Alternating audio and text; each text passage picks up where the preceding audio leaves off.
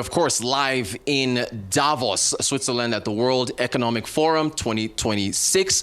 We, of course, are going to be looking now at geopolitical risks, the latest report from the World Economic Forum, the 21st, in terms of reacting or actually reviewing global risks. Now, we're going to take a look at a summary of that report that essentially says that geopolitical risks are the number one risk facing the globe. And of course, this is underpinned by a survey that was carried out with more than 1,300 respondents from the public sector and the private sector. Summary of that report basically says that geopolitical risks are the number one risk the globe is facing, and also that multilateralism is in decline.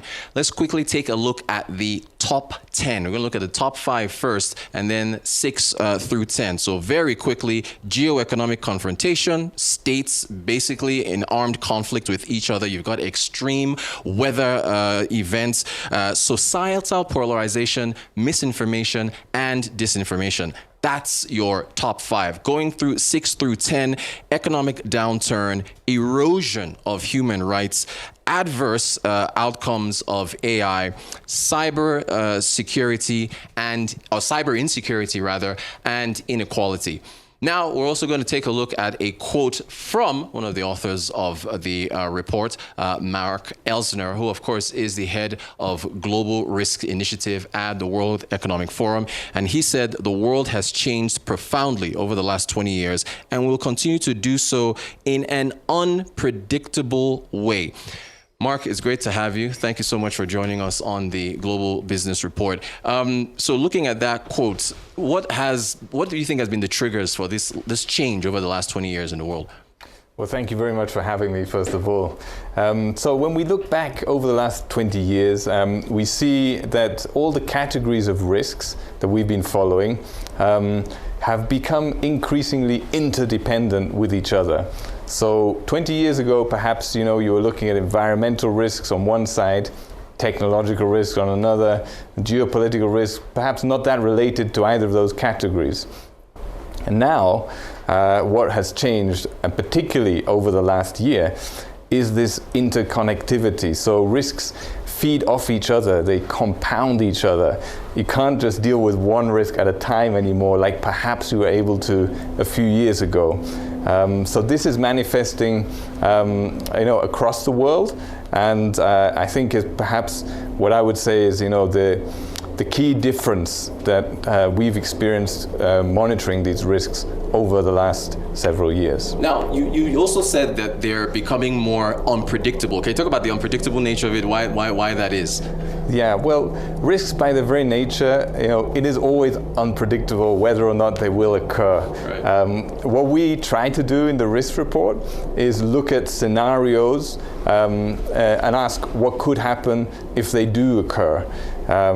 So, scenarios are not a claim to have a crystal ball, and even our risk report, which is based on a survey of 1,300 experts and decision makers from the World Economic Forum's networks, it is not a claim to have that crystal ball, but what it is an overview of the current pulse, the current views of this group of experts who understand global risks well and who to some degree are involved in actually shaping the future of the world. So to some degree they also create or mitigate the risks that we're talking about. So geopolitical risks, number one, on this survey that you've mentioned, what does it say about the stability of the world that's the number one risk as opposed to the others in the top 10 and so on?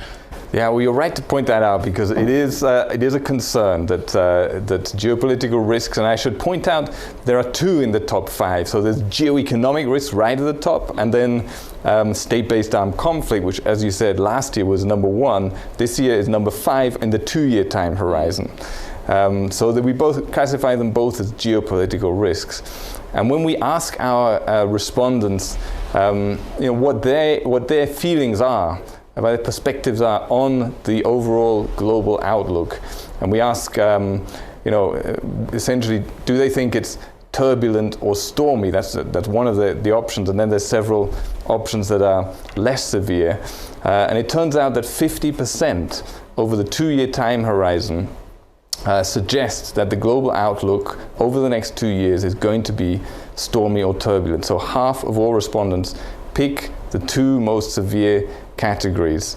This figure goes up even further to 57% over the 10-year time horizon. So people are even a bit more worried about the 10-year outlook than they are about the 2-year outlook. But it is worth noting that that 57% figure I mentioned for 10 years is actually 5 percentage points lower than it was last year. Last year it was at 62%. So there is something in the long-term outlook that is making people think, well, maybe there's a chance of improvement here coming up. Now, I want to link this to what's been going on around the world. Mark Carney, Prime Minister of Canada, first leader to go to China, I think since about 2017. A quote from him saying that the world has changed. Him being, the first leader since 2017 to go to China, they had some trade agreements and so on. And he says this essentially, the progress that they've made positions Canada well in this quote new world order. This phrase keeps getting thrown around a lot. I want to get your take on that. I guess in reference to, is there some, is it over exaggerated? Is it, cliche? What do you make of this term, the New World Order? Or is it real? So I do think a change in the world order is taking place. And I think we're in the middle of it, perhaps even near the start of it. I don't think we're at the end of it yet. We actually asked respondents in the report a question very much along these lines. We asked them to express their views on what type of world order we are moving into over the next decade. And very interestingly, the vast majority, 68%, said that we are moving into a multipolar world order where large powers and middle powers contest and compete over power. So that is what the respondents think we're heading towards over 10 years, right? So it's a long-term process, and by that very nature, we are moving away from what has been a relatively stable unipolar world order over many decades. So that shift, I would say, is taking place. I don't think any of us know for sure exactly what it's going to look like once it reaches a new point of stability. It could still take many years. Well, it's good to hear from someone who covers risk to hear that. So thank you for that. But still on Carney, when he campaigned for Prime Minister, he said that China was the biggest security risk to Canada. And then now he heads over there, does trade deals. A journalist did ask him, this is what you said back then, why are you here now? And then his quote was, we take the world as it is, not as we wish it should be. What kind of reality is he talking about there in your view? Well, what I think he may be referring to is that the world, as part of this shift away from the unipolar to the multipolar world, there has been a weakening of multilateral institutions, and there is a weakening of the rules-based world order that many countries have become used to for trading, for investment rules, and even for diplomatic relations. And so there's undoubtedly a change, a flux taking place there. And so I think perhaps, the referral to what we would like it to be, or what it should be, in Carney's words, is perhaps a reference to the world order that we are moving away from, and the recognition that as a leader and as all leaders, they need to recognize the change. They need to lead their countries in slightly different ways in this new world, and I think that's what he's perhaps expressing. Well, Mark Elsner, we had so much more that we wanted to get into. Unfortunately, we've run out of time. Just a quick outlook for 2026, just as we wrap up. Yeah, so 2026, we do have a question that specifically looks at the outlook for 2026.